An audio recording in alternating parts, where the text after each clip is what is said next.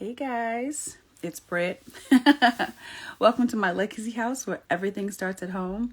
We are literally just waiting for everybody to arrive, but I don't like dead space or dead air, so I always like to intro you guys because you will be watching in the future, and you don't want to just watch me here just staring at the screen. So we've got people joining already.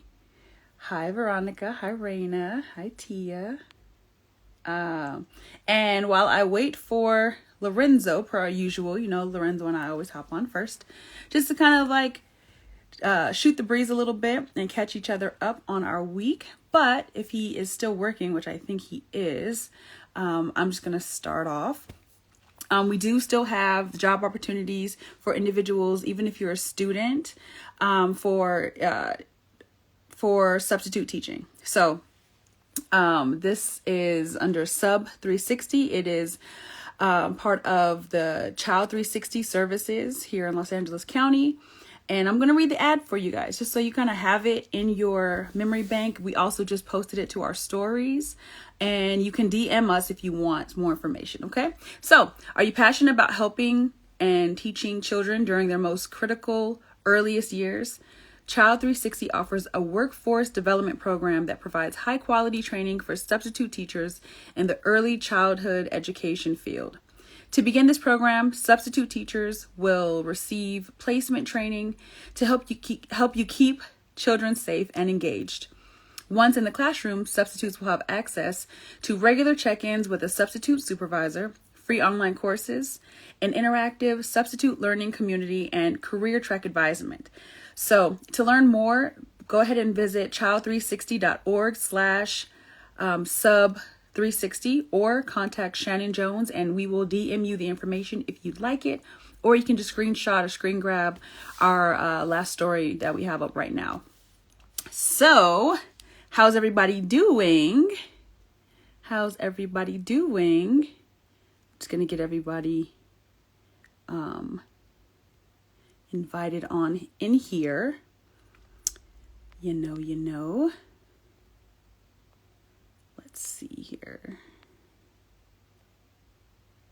So yeah, this is week 3 of our life skills course, or not course, but of our life skills program, And we've been talking about a lot of things. The first week we had problem solving. Then last week we were talking about money management. And today we're actually talking, Brandon says, come through commercials.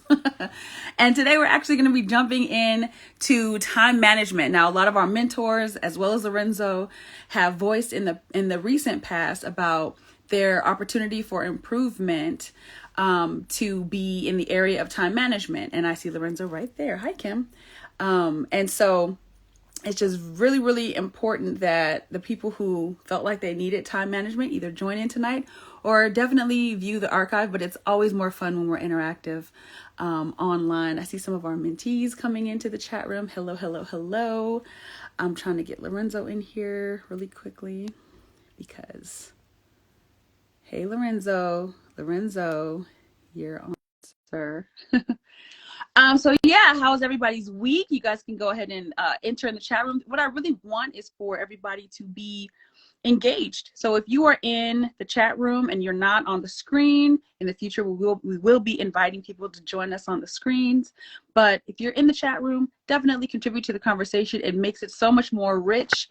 And oh, hey Lorenzo. Hey. How are you? I'm good. How are you? I'm doing swell. I'm just excited about week 3.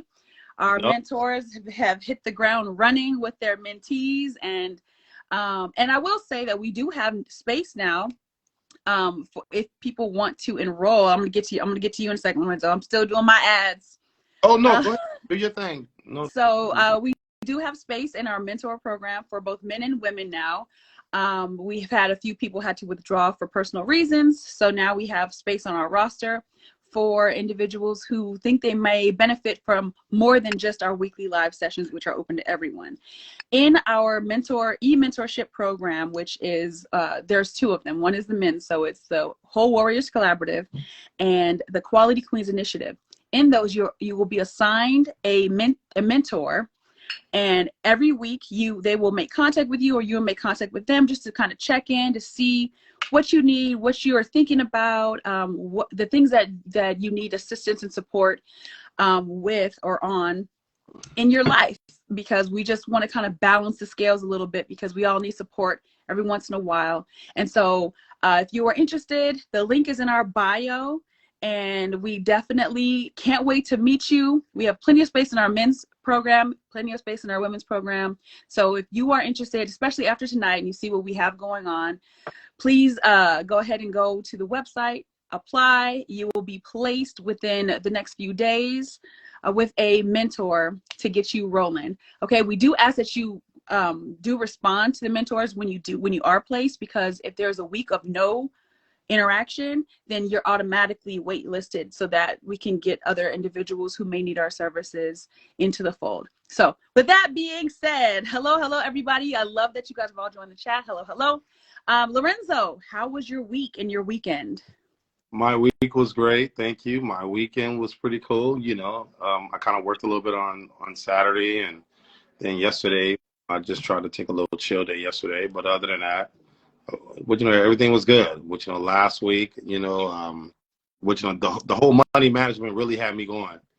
And I'll be honest with you, it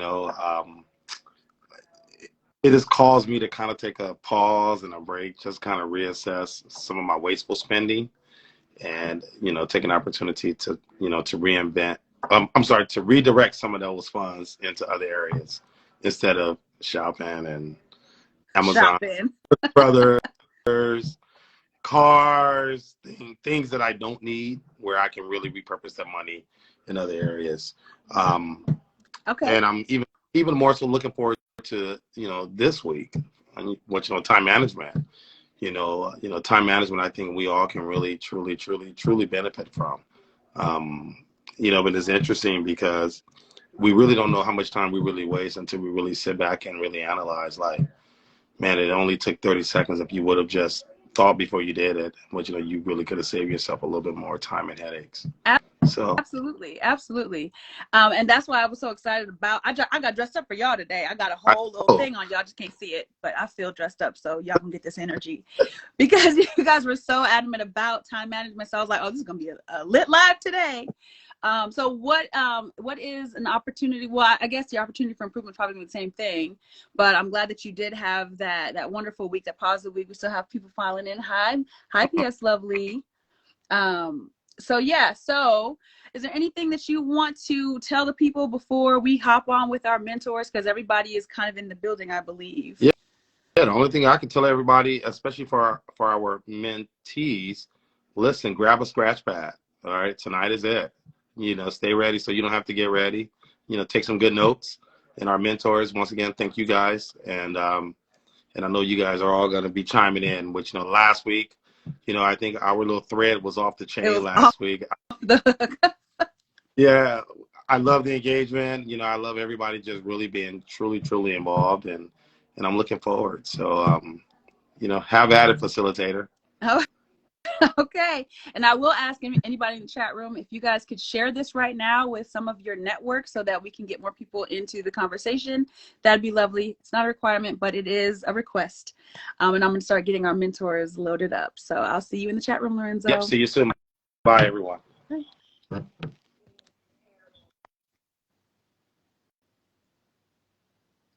All right, just getting my people in here, Oh, y'all quick. Hello. Hi. How are you doing, Veronica and Kim? Wonderful. Good. Doing good. Good. I'm so glad. Hi. I see you with your purple on. Got the purple on. So let's go ahead. Kim, how was your week? Give me a proud moment in your week. You know what? My week was pretty good last week. I went to the eye doctor and my sight has improved. Oh, I'm not as blind as I used to be. That's awesome. He was even surprised. I didn't have to get another prescription or nothing. Jesus, it was great. That is fabulous. That's fabulous. Listen. Look, so I think, whatever I'm doing, I guess I'm doing it well. Girl, keep on because I know how that eyesight is. Right. Them Yes, glasses, you I've know. tried your glasses on before, and I was like, girl. You gonna do me like that? That's all right. Well, no, I'm just saying, like, I know you're always like, girl, I need my glasses. Hold on. Oh And no, so that, I definitely do at all times, but the fact I that you didn't have to get a new or stronger prescription. I was surprised myself. that's all. Well, but I'm not really surprised because I feel like everything you touch turns to gold. So it's kind of like well, you was about to be in here anyway. Right. So I don't know what happened. Thank you, boo. Thank you. Yeah. Oh no, she'll jump back in. Okay, Hi, because Lauren. oh hey, what's up, L Boogie? Elbow. Okay, yeah, I don't know what happened. Veronica, if you can log in, because if you could see this freeze screen, girl. Can you see the freeze screen, Kim? I can't see her screen at all. It's off. Okay, I can see her, and it looks like when you're at the most inopportune moment to freeze. Okay, so I'm trying to figure. Well, I can't. You're in here. I think she just tried to call me, but she's Trying to figure it out. She tried to call me. Okay, so give me an opportunity for improvement from the week. So I'm gonna go with my diet. You know, I've been working with this vegetarian vegan ordeal for quite some time, so I want to do better with that, eat more vegetables, and not just be one of those people that stays away from meat or doesn't eat meat, but actually 70% of my diet is fruit and vegetables, so plant-based. So I want to do better with that and further improve my health. Okay. Listen, I feel like you're already on the right track because your eyesight didn't improved already. I know. So. I'm like, hey, I'm gonna do some more of these green things around here. Mm-hmm. All right. Well, I think here she comes. Yep. Here she comes. Okay. She's got it together. She's got it together. Veronica. There you are. You back with us? I'm back. Okay. So all right. Your turn. Give me a proud moment for the week.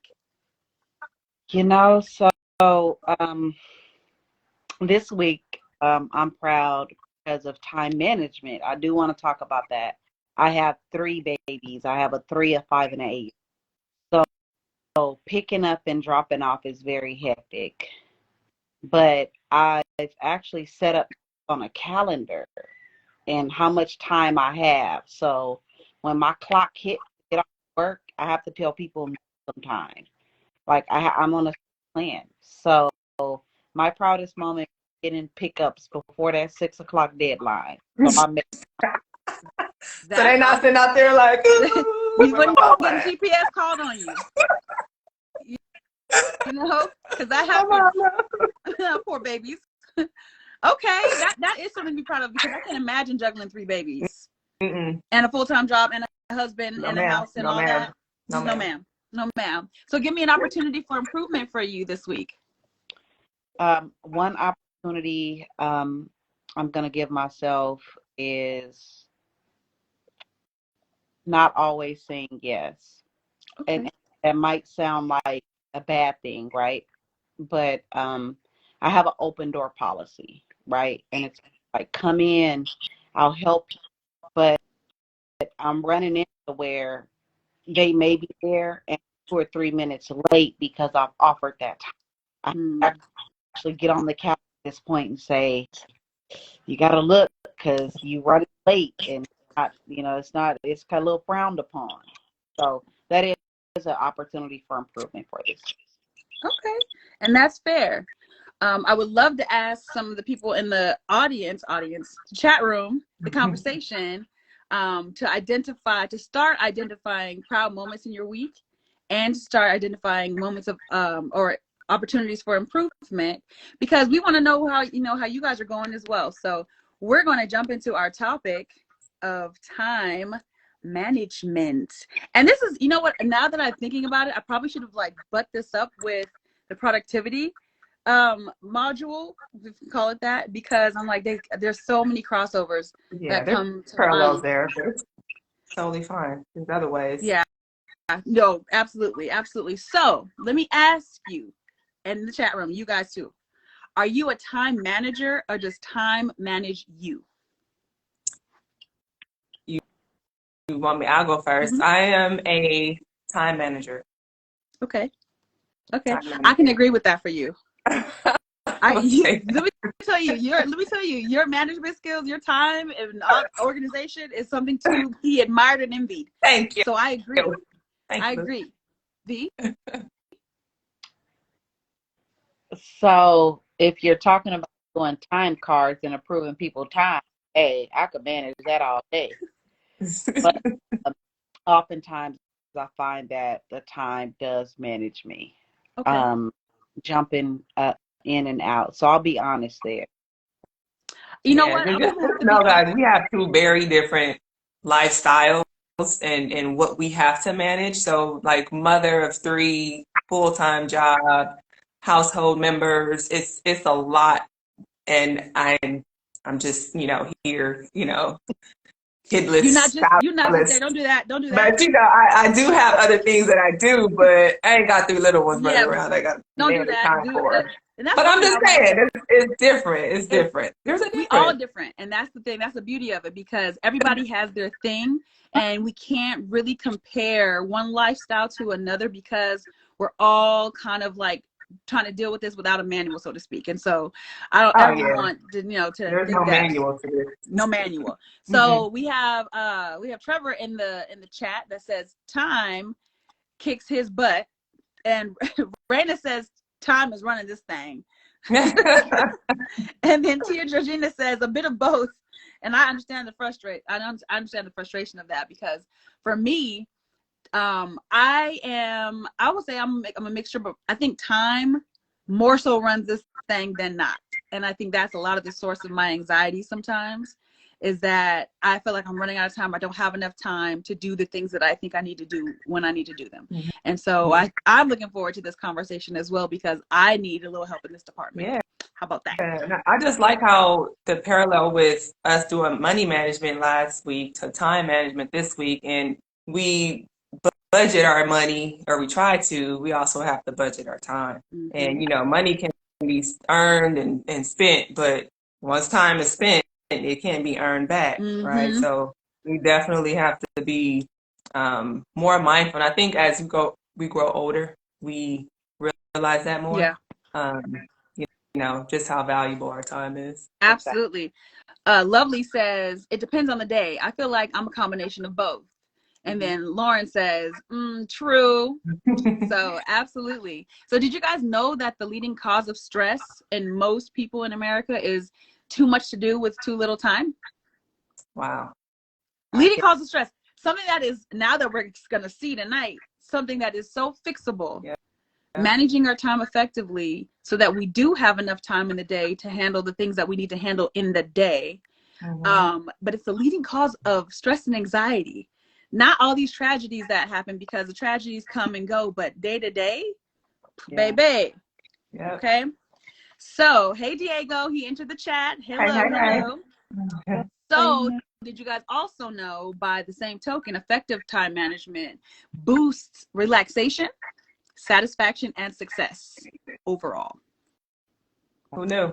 Overall. I mean, it makes total sense. Mm-hmm. Yet we still find ourselves in those traps. At times, time manages me, but I think, and at times I think with Veronica, she manages time even outside of work, in her own personal life. It's just a matter of what we say yes to and what we say no to, and piling our plate so high. I think it's just like societal norm to do so.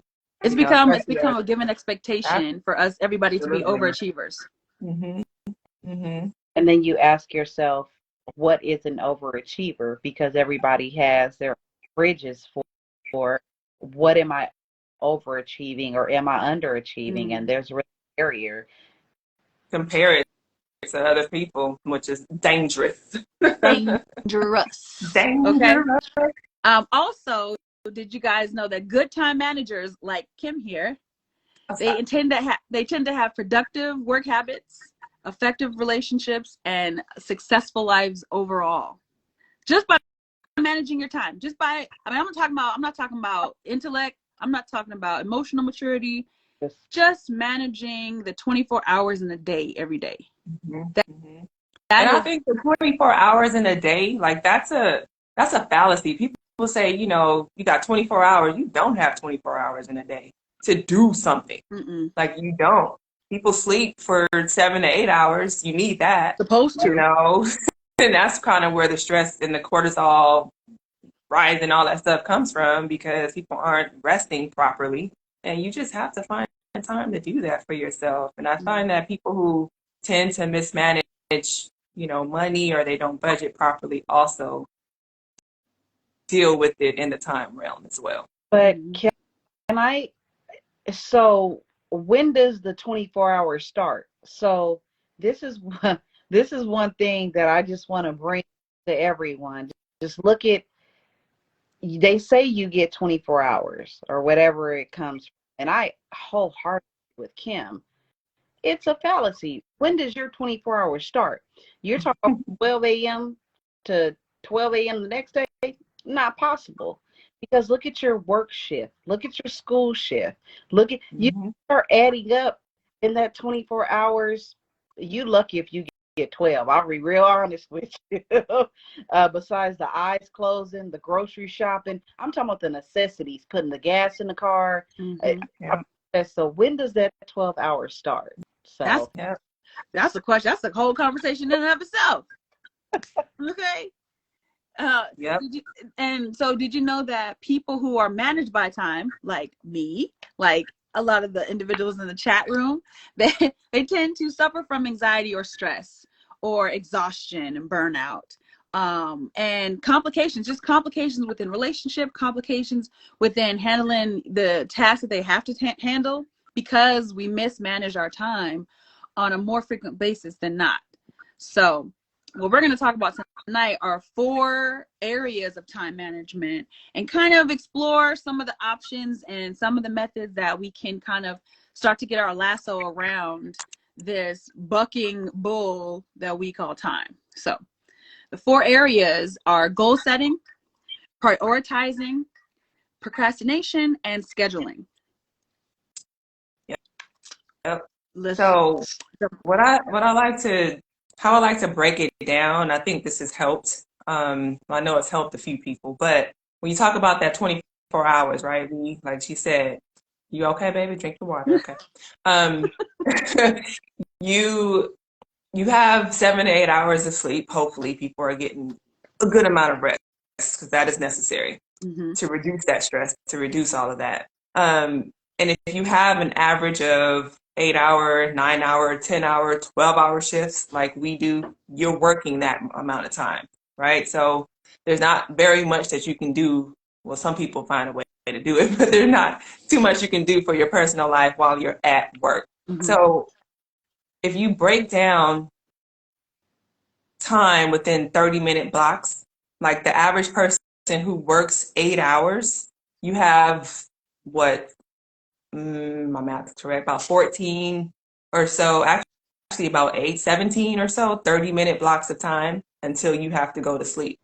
There's a lot that you can do in 30 minutes. And our attention span is like geared toward 30 minutes, right? Our TV shows are 30, 40 minutes. You sit down, you watch TV. Okay. Workouts, usually 30, 40 minutes, a good one, to an hour, right? The time it takes to cook food, about 30 minutes. Time it takes to sit down and eat, about 30 minutes. So going in 30-minute blocks of time, not that you prioritize your schedule as such, right? Because that'd just be crazy. But if you think in your mind, it takes me an hour to get home, you subtract that. It takes me, for Veronica, it takes me 15 minutes to get over here and pick up this kid, another 20 to go pick up that kid. Right. And then another, 20 to go home. You're like, okay, well, that's off the table. That time has been, managed there. Also, it's with your children in the car. So that's that together time. It's so much to do, but just think of time as like 30-minute blocks. Once you wake up in the morning, you come home from work, the rest of the time you have from work until you go to sleep, that is like the optimum time to break that stuff down. Ooh, I love it. Raina says, gym dropper. I'm taking notes, Kim.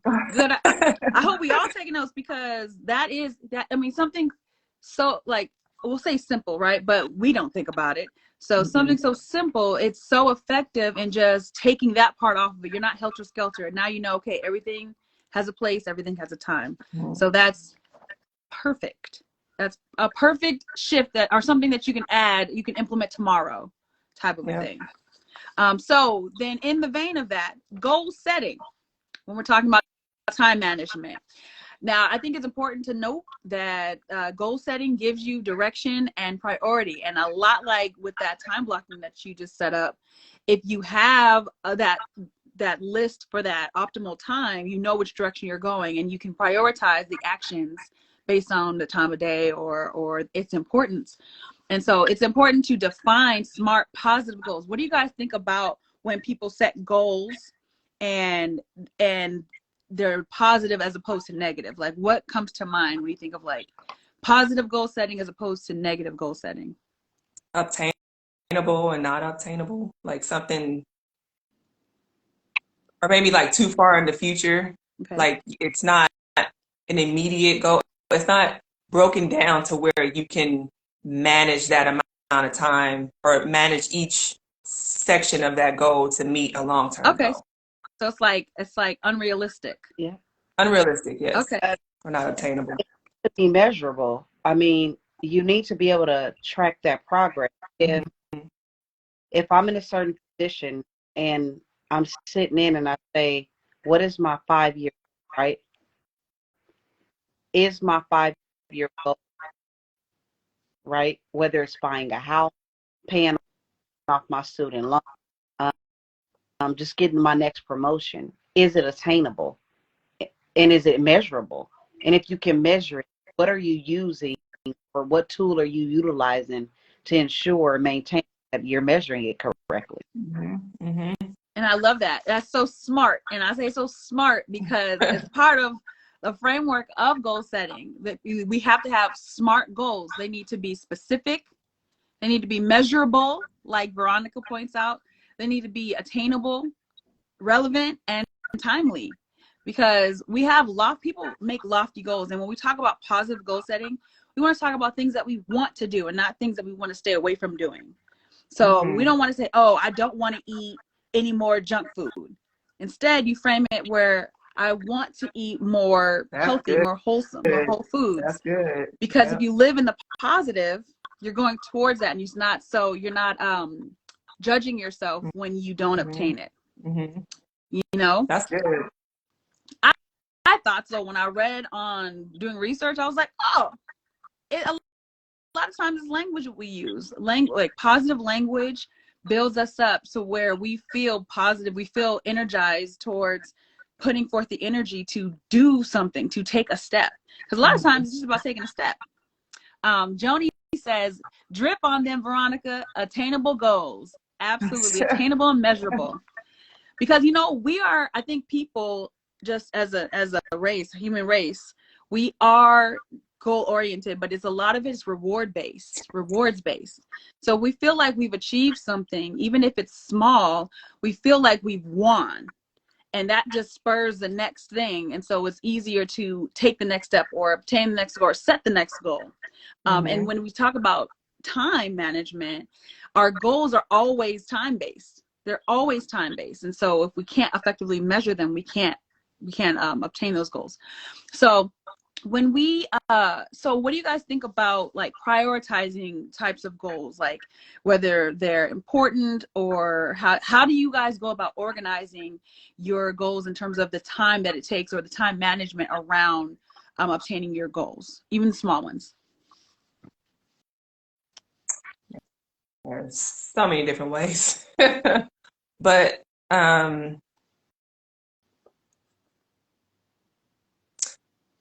so say I want to, okay, so I have this dresser project.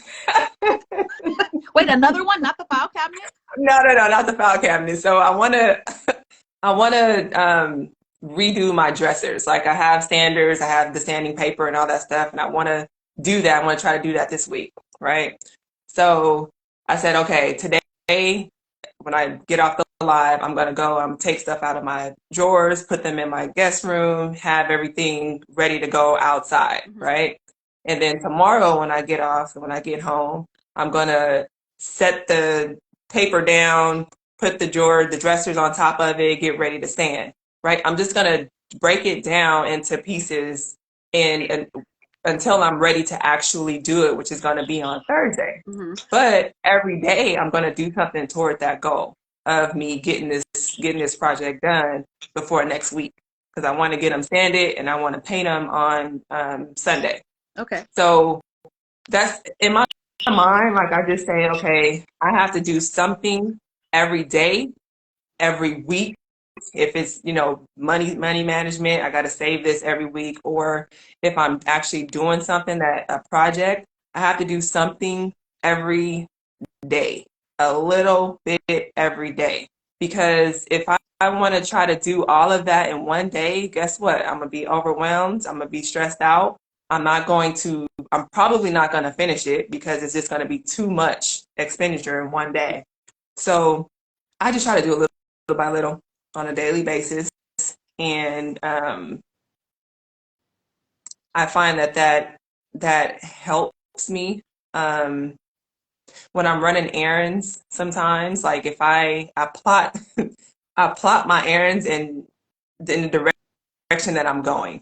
So if I'm going south, if I got to get on the 405 and I go south, I'm like, okay, what else is down there that I can do as I circle back up? Because I never want to backtrack. So if I need to go to Target and I need to go to Costco in Manhattan Beach, I'm gonna go to the Target down there and then circle back up here. I'm not gonna go to the Target in Culver City and then go all the way back down to Manhattan Beach. So it's just, yeah. So in that regard, it's like location based. Okay, you're gonna go with the farthest, and then you're gonna make your way back because it's more feasible. I love that.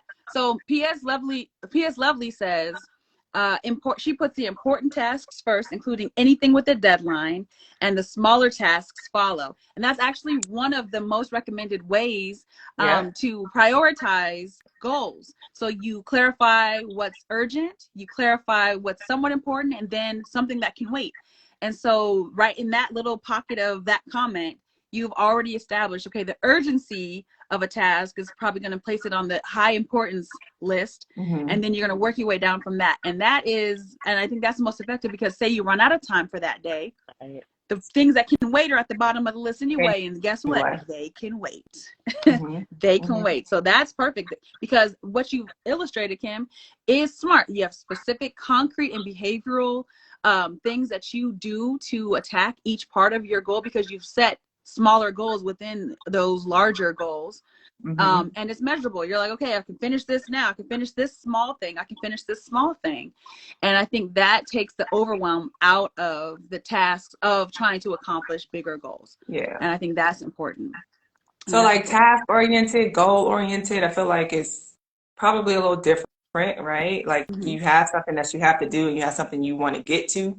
So it both apply though, with the prioritizing the deadlines and what it does not have a deadline. So that's a great point. Raina says, I too get overwhelmed with bulky tasks. That's so good to do a little bit each day. Agreed. You're going to say something, Veronica? Oh, and I'm just talking about like short-term goals and goals. Know how to set them. And this is very good about time management. I'm looking at it from like an inner, right? If I'm on a panel and ask, what are your goals? My short-term goal is another position that'll escalate me for proper professional growth and development, right? That's something goal. Not so much to get in this, but to help you level. Now, my long-term goal, which I'm looking at 5 to 10 years goal, I'm looking at in the next 5 years, I'm going to apartment. And attainable goal. If you have all the right tools, definitely get it done. So it's all like pretty much when Kim was starting her project, that's one of her short, like 1 to 2 years, 3 months, right? We talk about long-term goals, you're looking at something that's 5 to 10 years. So you're setting that precedent. Absolutely. I think it's very important to define and prioritize your goals, because you do have your short-term goals, which are a year or less, things you want to get accomplished in a year or less.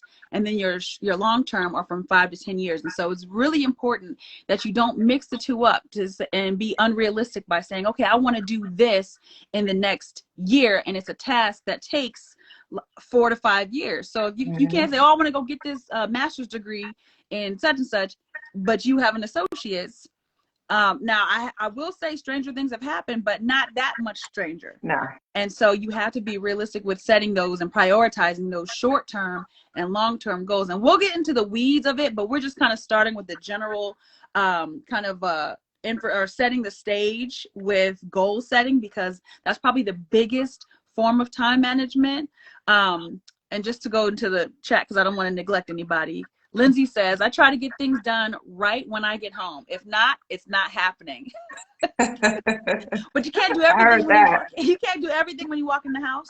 Mm-mm. Like, I don't know about y'all, but I need to decompress. Yep. Some people sit in the car. Yes.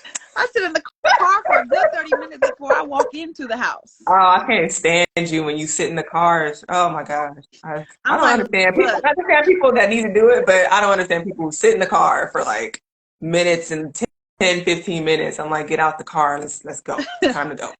Oh yeah. Bucci says it's key not to mix the two, mix them up. Yeah. Are you talking about the short and long-term goals? Absolutely. Probably. It's so important not to mix the two up, because you will be in a world of hurt and you will feel like a failure.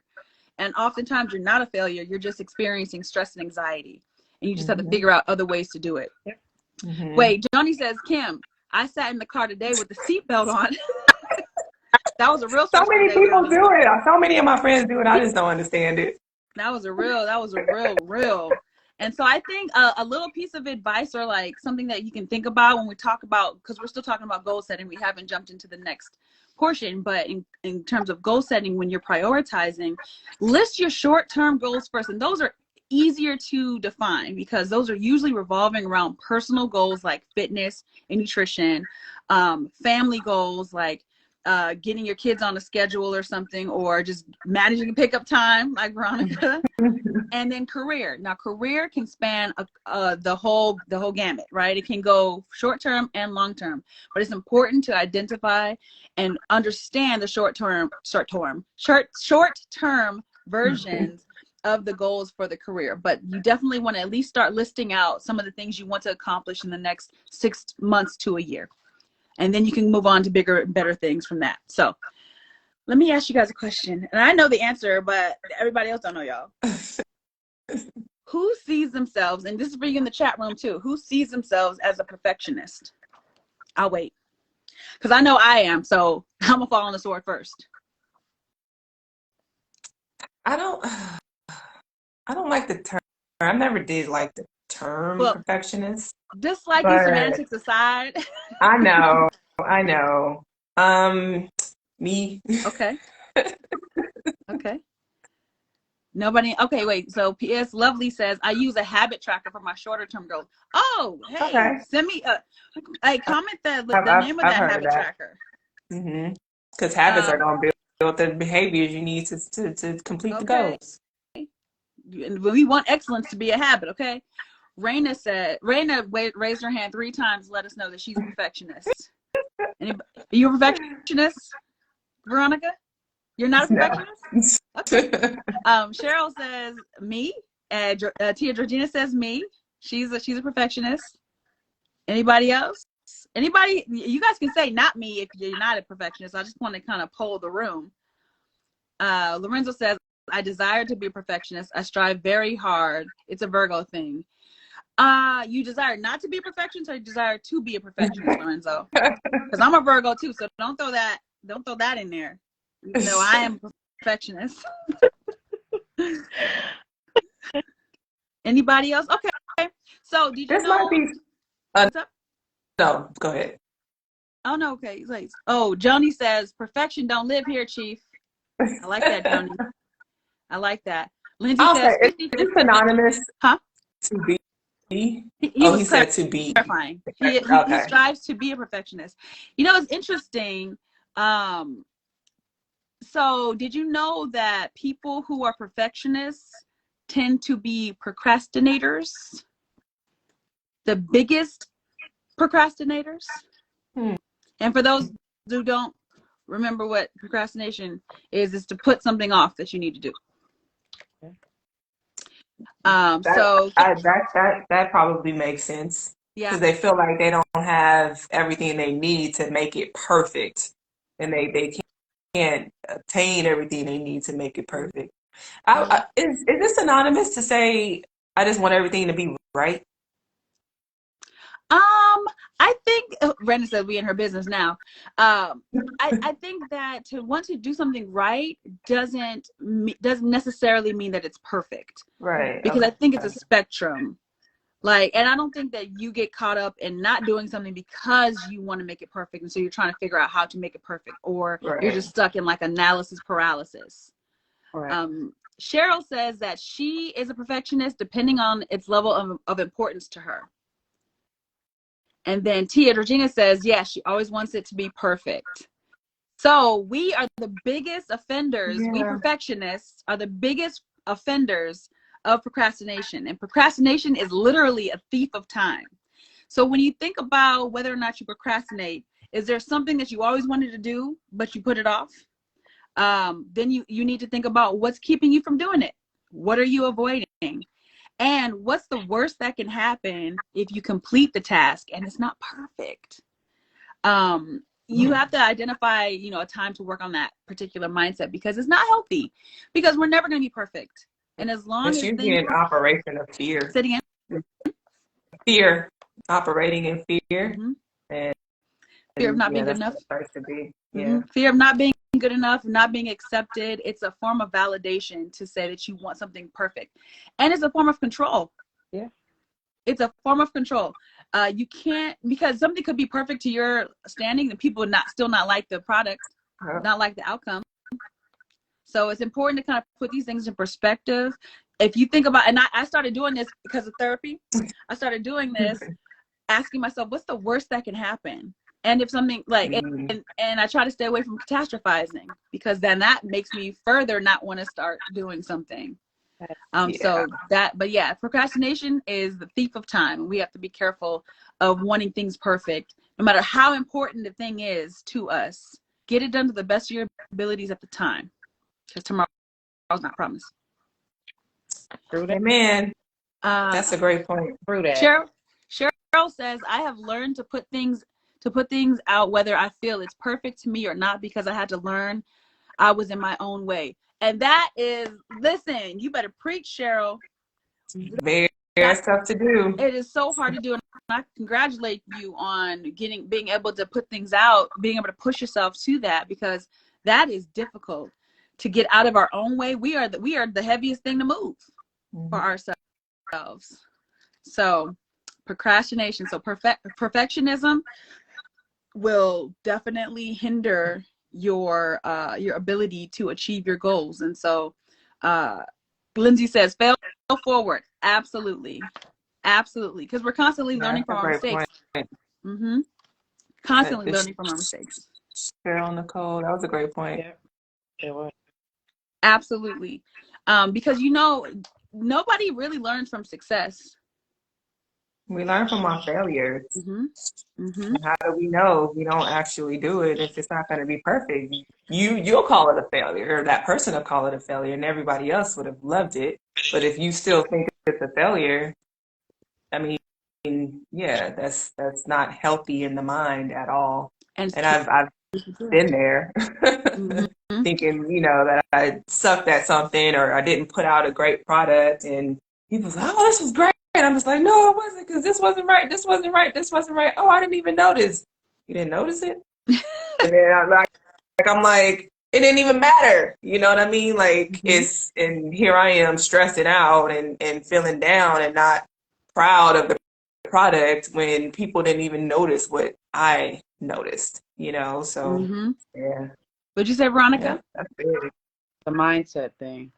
Absolutely. My mindset thing. I'll give you guys a great example of what women are. A lot of women are are guilty of doing, and it's the same in the same vein.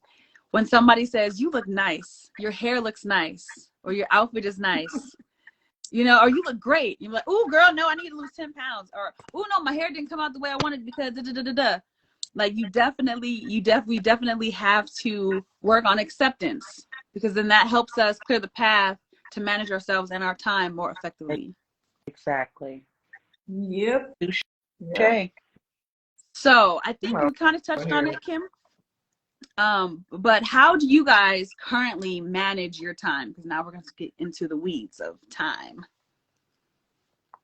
How do you currently, and you guys in the chat room, how do you currently manage your time? So when we talk about daily, like our daily time, your tomorrow, well, for me, my tomorrow starts at night, right? Before I go to bed, I'm thinking about what's in store for tomorrow. Before I go to bed, I'm preparing something, or I'm something. I'm preparing in some way for tomorrow, for the next day. Just like now, I came home in 15 minutes. I put some clothes in the washer. I got a little bite to eat, hopped to the shower, right? Because after this, I got to go do my dresser stuff. So I was thinking about all that stuff while I was on the way driving home from work. So I think every day I'm thinking about the week overall. Sundays are probably how I best prepare my time, because I'm like, okay, how many days a week am I working this week? What am I going to have for lunch? I'll go to the store. I'll meal prep. I'll make sure I have everything washed for the work week so I don't have to come home and worry about that. And it's just, once you get into that routine of things, I think it becomes second nature to just do it. Like, this is what I'm going to do. If I plan on working out throughout the week, 2 days, I make sure I have clean workout clothes. I'll put my shoes in the trunk. Like, I'll just think ahead of and sometimes I'll get ahead of myself. I'll try to do the same thing twice. I'm like, dang, I already did that. But I'm just constantly thinking about the next day. And people tell me like, oh, you're not living in the moment. It's like, I am. I'm here. I'm in the moment. I see what I'm doing. But I'm also thinking about tomorrow, so that whatever I can do now and maximize my time, I'm going to do that now and prepare for it tomorrow as well. You know what I'm learning? Being on these lives every week. What? I need to be in my own program. I need all of this. I need all of it. I need the money management. I need the problem solving. I need all of it, because I do not think that far ahead. I'm like, okay, by the time I'm ready to go to bed, I'm like, okay, what do I have to do tomorrow? And then I'm like, okay, what do I have to do in the morning? And then I'll get to the rest of the day later. And really, when you slow it down, I think that's just me just rushing through or just having too much to do. Yeah, but I think that is actually, it's like a pill box. You know, like everybody takes vitamins or the pills or whatever, and it's Sunday through Saturday. And that's like, now that's how I know what day it is. Okay. Cheryl says, she writes out her goals and or tasks. She prioritizes them, and then she uses her planner and sets alarms on her phone just in case she gets engulfed in a particular task or work. That's good too. So I said tasks, setting in your phone and setting little alarms or reminders in the Google Calendar. I love them. Like, okay, just remember and if I make plans with someone, or if I know that I need to look at this, like for next month, earlier today, I'm working on the day that we have orientation for the next class, right, Brit? So, I'm off. And I was like, wait, I'm not supposed to be off. So I set a reminder for when I go back to work to remember to change that day, just so that I don't forget to do it, because the earlier I do it, the better. So the reminders in the phone, absolutely for appointments or for things that I say I'm going to show up to, or any plans that I make with friends or something. I'm like, okay, I said I'm going to do it on this day. Let me put this in the calendar. So definitely calendar setting. I don't find myself needing alarms too much, but I do set reminders in my phone so I can see them every time I look at my calendar on my phone. Okay. Veronica? You guys have hit the nail on the head. I live by that. Not only do I have like a phone, I got a home phone, right? So I've had to tell myself when a certain time hit, I got the phone off. All day, I'll be going through it, looking, just a constant. But my actual home, that's the one where, like, from the morning, evening, like what I have. And it's kind of a way of life, right? In the notes, putting it on your calendar, because as the older you get, a little bit forgetfulness, right? You got to write it down. You might Some want to. young folks too. I remember it, and you look up and you like, I didn't forgot this date. So that's what keeps me a long way. And another thing that I do, and it's just something that I kind of look at, I have an Excel spreadsheet for work. ISW. It's a leader standard of work. So from the time I walk in the door until the time I walk out, I'm planning these items daily, weekly, and monthly. And I've given them to all of my staff, right? So there's times where I might not get to B because task A may have taken this, right? But set yourself a time schedule, and I'm kind of pulling back from that at that time. If I only give myself 10 minutes for this item, 10 minutes done. Because I need to go ahead to the next, not rushing through it, being proficient and efficient in what I'm doing, but this engulf my time, right? So we do live spreadsheets. We live by these notifications, but also have to have the time for us to look up and say, what did I really put the minute that was actually meant for it? So I scheduled that time, but did I complete or continue that task? Or do I tomorrow set it up, right? So all I'm saying, y'all set them calendars. I said, I'll be putting it in with everybody I can. I want to ask everybody on here. I'm not going to put nobody out. I was like, next month is your birthday. It'll be hey, I got to get it. I mean, like, you're right. Yearly, I have stuff on there. And I might just send a text, but hey, drop me in. But that's how it is now. You got to put that time in and effort too. So yeah, absolutely. Raina says it's that what do I have to do in the morning? So she's on my boat where we're just like, okay, we're laying down, wait, what do I do tomorrow? And then Tia says, I live by my calendar, have done so for years. Yeah, and then, I used to have like you guys write. I used to have a calendar, like a wall calendar where I wrote down stuff. Yep. But I've since like transitioned to my phone. It's just easier that way. But I used to write down a lot of stuff that I had in the future. Yeah. Who else saying stuff? Raina says Cheryl got it figured out. Raina says that she sometimes gets lost in time on one task and she loses time on the next. So that's a good idea to set reminders and time limits. Rocket says, I'm horrible with time, y'all. I'm not even going to blast you, Rocket. I'm not even going to blast you. And then I guess I just blasted him. Raina says that with how her memory is set up, she has to-do lists everywhere. Yes, you do have a to-do list everywhere. Kimmy, oh, hi, Kimmy. Hi, Kimmy G says, she just puts thumbs up calendar. She's praying for it. She loves it 100%. Woosah. Like Kimmy G. Yeah. I got a twin up in here. You have initial twins. I went to junior high school with Kim. And then Milton Lockley says, good stuff. Thank you, Milton. And then Rocket says, what is a calendar? Rocket. Stay tuned, Rocket. We're gonna give you some more stuff, okay? It's okay. But I've at work, I'm a sticky note person. Like every time something comes up, I'm like, okay, let me write it here and I'll just stick it. And I make sure by the end of the shift that all them sticky notes have been taken down.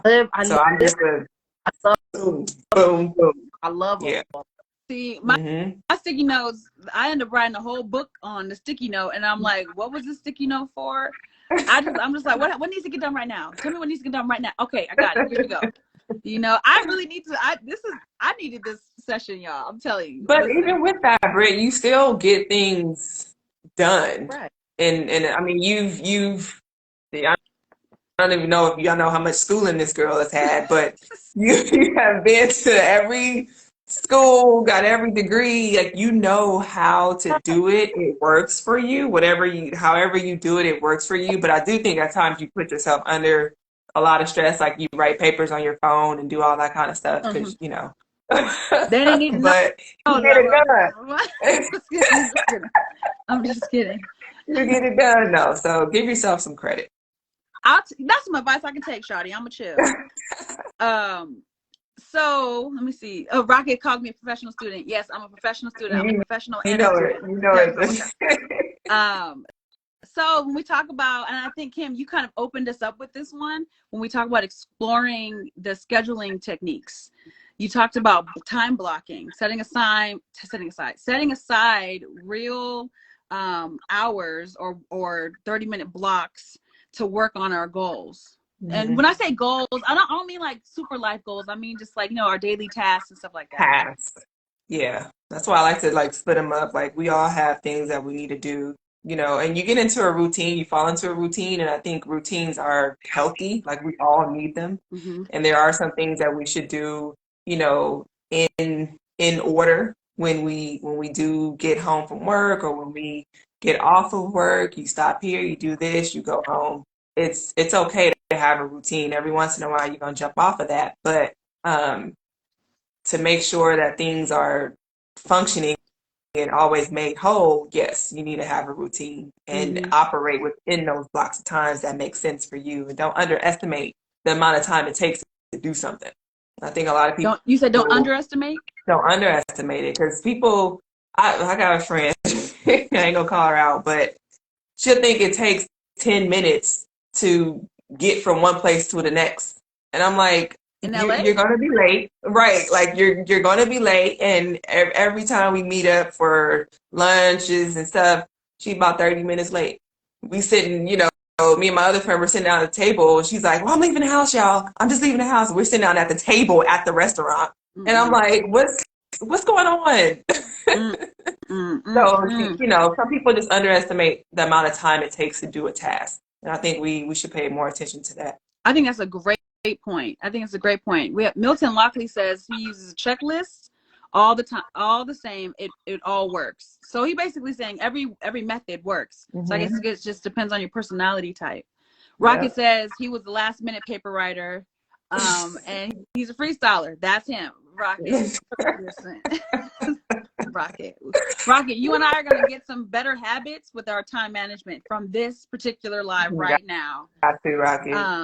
Fix yourself. Okay, so let's talk about segmenting in terms of we're exploring scheduling techniques. Maybe I should pin that. I should pin what we're talking about specifically, scheduling techniques. Because I think it's important to remember while we're here, we're managing time, and all of this falls in line. Ooh, bars.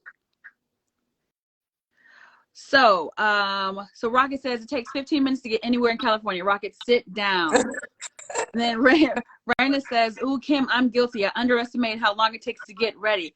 Yes, Raina, you know what? I can attest to that. And I'm like, Raina, you need to start getting ready right now.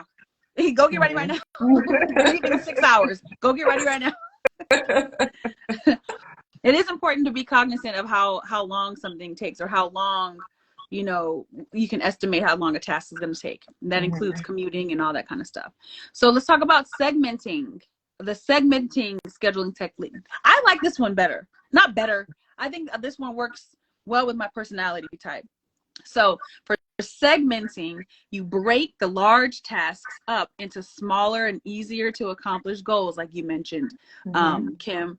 And what that does is it creates a psychological effect of feeling accomplished. Right. And so even if you have a small goal, you can break that one up. You can break it up and just say, oh, you know what? I got stamps today. Now let me go buy some envelopes. Like, oh, now let me just write this letter. Like, oh, let me put I'm being oversimplistic, but I think that when you put those kinds of reward systems or mental reward systems in place, it tends to make the goal achieving much more satisfying.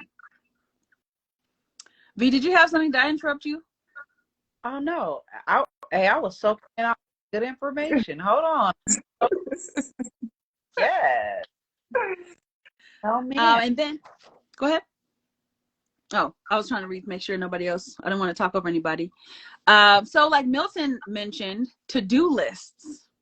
To-do lists, because we really, in this day and age, at our ages, no matter if you're 18 to 65, we can't rely on memory alone to do all the things that we have to do in a day just to get by. And that's regular stuff. That's not even like major events or anything like that. But to-do lists can work if you remember to look at the to-do list. Right. So that has to be a part of your routine too. That has to be a part of, you got to set an alarm to look at your to-do list so that you can remember to do the things you're supposed to do. Yep. Period. Yep. And if it's not a part of your routine, then for sure. But I feel like I tend to write down like things that I need to get, or like to get lists.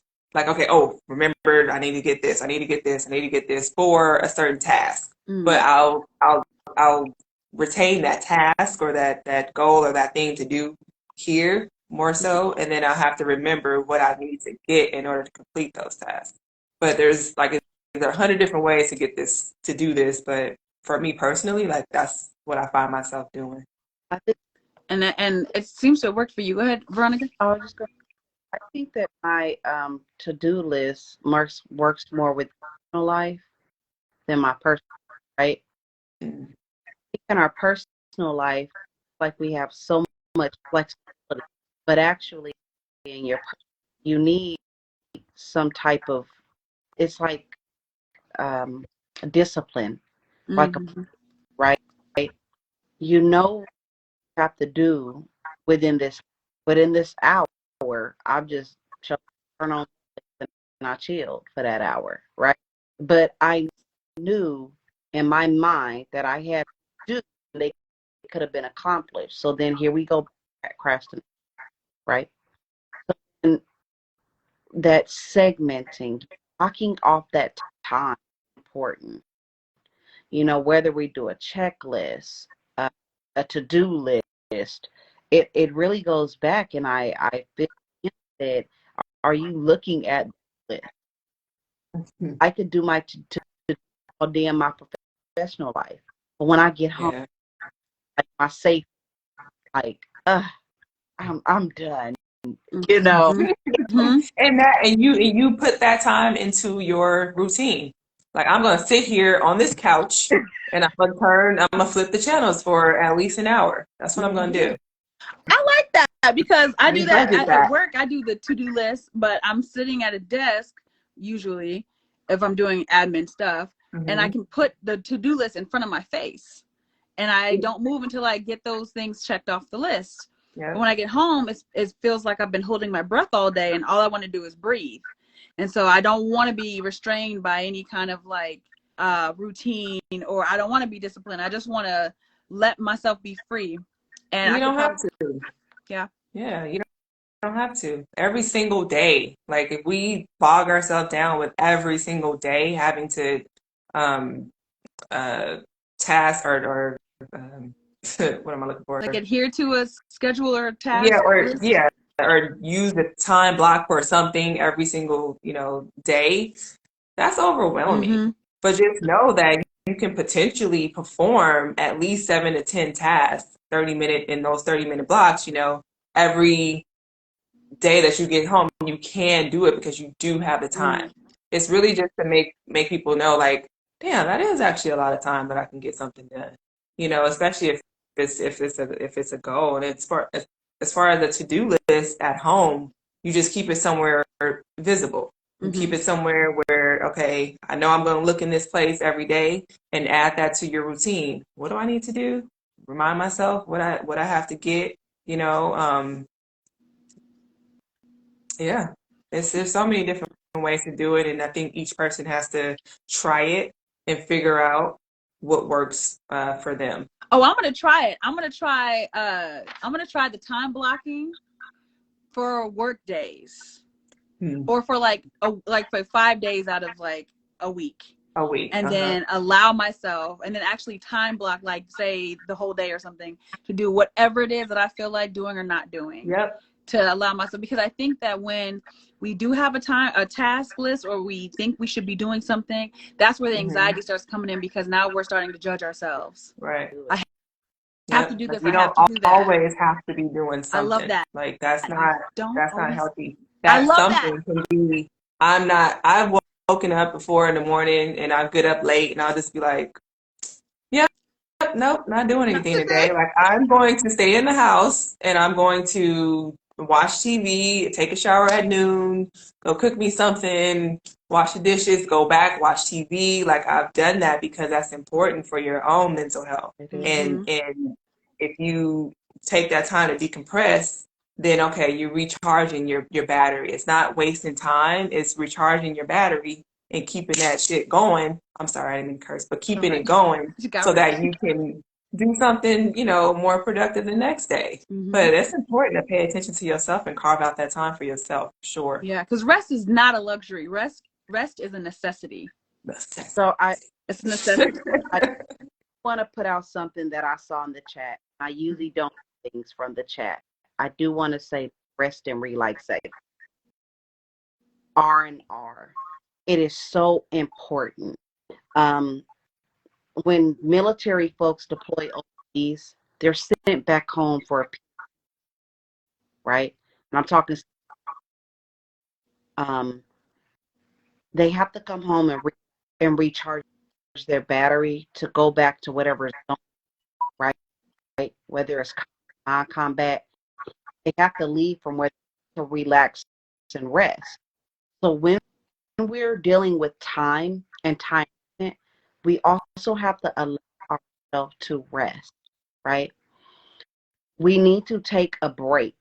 So we have this PTO, annual leave, sick leave, paid time off, whatever they call it in these different realms. Take time off to relax. That is a part of your time. You've heard both of our CEOs say time management, but including time is your health and wellness as well. Yep. Right? Your mental health, your body health, physical health, your whole mind, whole health and wellness, right? So you get yourself overwhelmed, and then you're just down. There you go, Kim. Being, what good are you if you're not relaxing your mind, just taken away from space? I am a guilty. I'll share one of my personal tidbits really quick. Last year, I took to a disclosed location on their break, right? I was working half needed coverage, and I gave them the rest of the half day. And by the time I finished that half day, I had nothing left in me, when it was supposed to be a time for me to rest and read. So with time management, please relax and please rest. All these tips today, these are golden. These are gems. And if you don't do anything else, time management is important, also important and your mental health, your physical health, very important. I love that. I'm about to pin that. Time management is important for your mental health. It is. You have to schedule and budget that. Now, you like to use the term budget because we budget our money. We got to budget our time, and we have to fit in what we need for ourselves too. And people feel guilty, like they're not being productive when they're not doing something, when they're not actively doing something, when your body is repairing itself when you rest. Your brain, your body, all the cells in your body, after a certain amount of hours of sleep, that's why I was like, we need sleep. Your body starts to repair itself. Yes, it's not just sleep, right? Because yes, your body's repairing in sleep, but waking hours, rest while you're awake, like that is what's more important, because you're now thinking. It's the whole psychology, as you guys know, but while you're awake, that type of rest and relaxation. Like so R and meditation, R, things like just like that. Veronica said. Absolutely. Some additional time management advice: protect your time. So when you are in your workspace, because a lot of people are working from home, but when you are in your workspace, do things that protect that particular time, like closing your doors, turning off the television, or putting your phone on do not disturb, putting a sign up, something like that, that says, you know, recording or working, please be quiet, or something like that, because that way you can focus on the task that you have set that time for. Be more assertive. Realize that time is valuable, and setting boundaries for yourself to protect time stealers. Like, now, don't shoot the messenger. Man. Needy friends, or your job that calls you when you're off, things like that. You have to be able to set up healthy boundaries without being too forceful, but you can say, you know what, right now is not, I don't have time for this right now. We can either talk about it later or never, but you find somebody else to talk to, or something like that. And I think people who have a helping spirit, like I feel like, I do, like I will drop something in a minute to try to, answer a question or help somebody with a task, especially at work. But sometimes I'm like, I feel bad, for saying no when I know that I have the not the answer, but when I know I can help that person or the knowledge to do it. But I'm just like, I'm sorry. And one thing I like to say is your mismanagement of time is not my emergency. Like, I'm sorry. Like, just because you decided to do this at the last minute, you can't put that on me to now make this my emergency to help you. So I had to start, respectfully. nice, nasty. But right. I'm like, no, like you can't, I'm not going to allow you to put that on, especially in the workplace. So I had to really just start, because I would internalize that and make that, my thing too. And I'm like, okay, let's hurry up and go do this. Okay. And then I'm leaving on the desk something I need to do. So yeah, I read that a while ago. I was like, you know what? I need to adopt that policy. That policy. Yeah. As a policy. Milton says, well put, Veronica. One must know when to say when and embrace oneself for wellness. Well said. And Raina says, or without social media. In terms of protecting your time, the social media bit is huge, because social media, like just scrolling on the gram, will suck out 3 hours. Like, you look up and it'll be like, whoa. Now it's great if you're sitting and waiting somewhere. It's a great time filler if you are just forced to wait for something to start or whatever. But as a practice, we should really monitor our screen time when it comes to that, because that is definitely a thief of time. Okay. Yep. I think these next couple of things may be a little difficult for some of us, but I think the things are going to be most helpful. Manage your perfectionism. Remind yourself that you don't have to complete your tasks perfectly, because that is impossible. Yep. It is impossible. And also learn to delegate. Identify the proper entities. Don't just tell somebody who doesn't have the tools to do something. Identify your proper entity who are capable of getting the things that you need done, and get it done.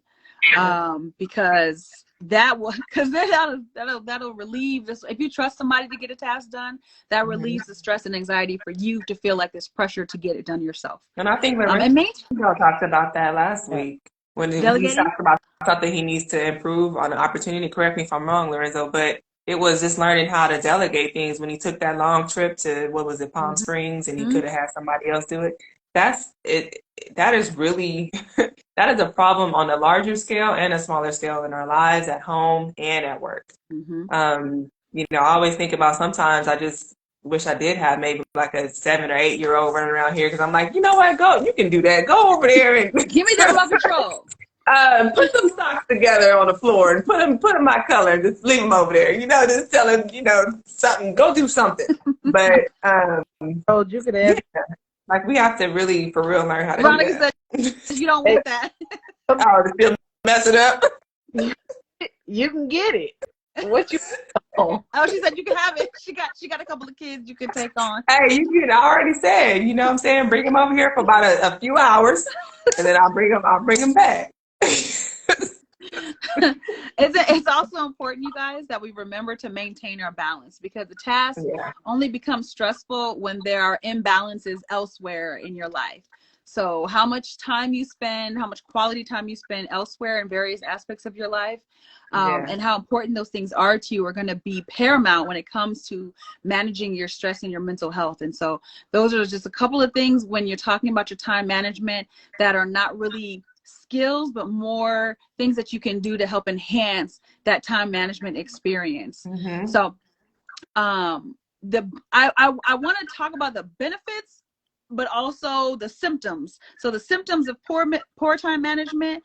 And if you guys can relate to this, I want you guys to just start giving out hearts, because it's a little harder to type in. But if this sounds like you, this sounds like something that you can attribute to yourself, I just want you to give us some love, okay?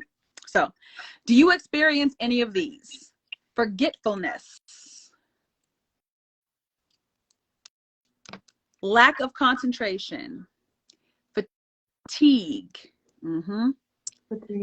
overwhelm, sleeplessness, so like insomnia, irritability, headaches, worry, and depression. All of these things are indications of poor time management, because they lend themselves to stress and anxiety. So now, the benefits of time management, because I like to save the good stuff for last. Because I'm like, what do you want first, the good news or the bad news? I'm like, give me the bad news, because I feel like the good news is going to patch me up. If you are more effective at time management, you'll have improved productivity. You have enough time for the things that you value the most. You'll have a greater life balance. You have the ability to set and achieve goals with less anxiety and stress. And you'll be able to focus your energy on the most important tasks throughout your day. So, mentors, do you have any final thoughts on time management, scheduling, all of that kind of stuff? Anything? Sweet.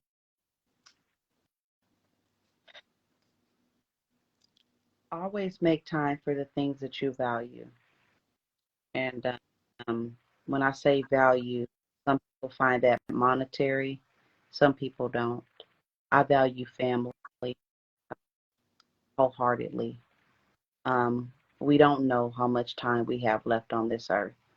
Not to get sentimental or sad, but tomorrow's not promised to us. So when you think about time, manage your time in a way that effectively helps you to help yourself with you be your better self. Sounds a little bit of a tongue twister, huh? You don't care about yourself, then who else will, right? You have family, friends, you have coworkers, but really managing your time and caring about yourself and giving yourself the type of love and respect that you need, you'll also learn in that you can manage your time effectively and efficiently. I love that. That Kim? was great. Pretty much the same thing. I mean, like we said earlier, we budget our money, we got to budget our time. Money can be spent and earned, time is just spent. So Right. once it's gone, it's gone. And that is like, it's simple. It's a simple thought, like, oh yeah, we got that much time, okay. But it's true, and it's the basis of everything. And if when you talk about spending time with family, of course you budget that in there. But on a daily basis, if we're not segmenting and setting those tasks, setting those long-term and short-term goals on a daily basis, you fall into the trap of not creating a routine. And we need routines. Routines are important for our brain function, for our overall health, really, so that you know what's coming up, you know that you prepared for this thing. And one thing I actually learned was productive worry. If there is something that you're worrying about, do something about it, right? So people, it's as simple as like somebody maybe not having car insurance or something. Like, oh, if my car break down or if I get in an accident, I don't know what I'm gonna do. Go get car insurance, and then don't worry about it, because when something does happen, you have car insurance. Like, so if there's something that's worrying anybody, be intentional on what I can do now to prevent or decrease that amount of worry in the future for whatever it is. And that could be a gamut of things, obviously, but just sit down and constantly be in a state of mind where, not what can I do? I need to be doing something, but what am I doing tomorrow? Okay, did I prepare? Okay. Always be in a state of preparation. And then that way you can just I'm manage about your to time. practice that. Y'all think I'm joking. I'm really about to start practicing that, like on little things, and then I'm going to scale up. I think that's so valuable. That's so valuable. Our time is all that we have that we can't get back.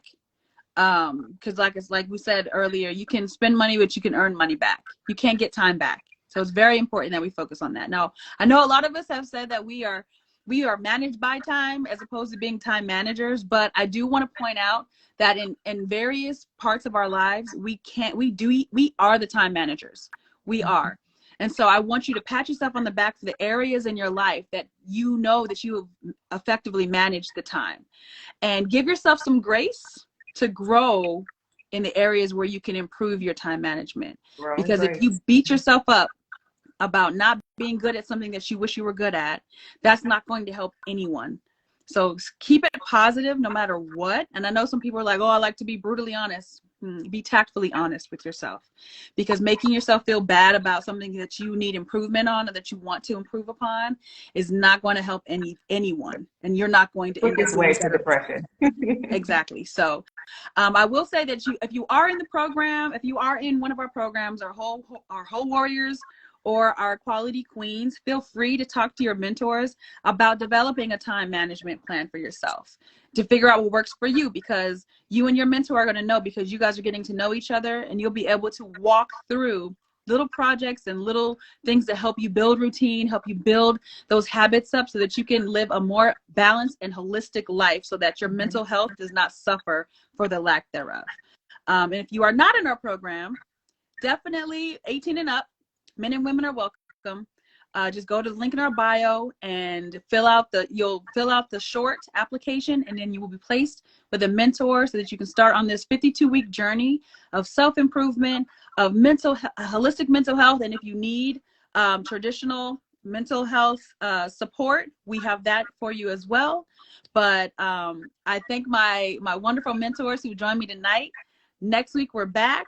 Check the schedule, check our stories, and you'll see what we're going to be talking about next week.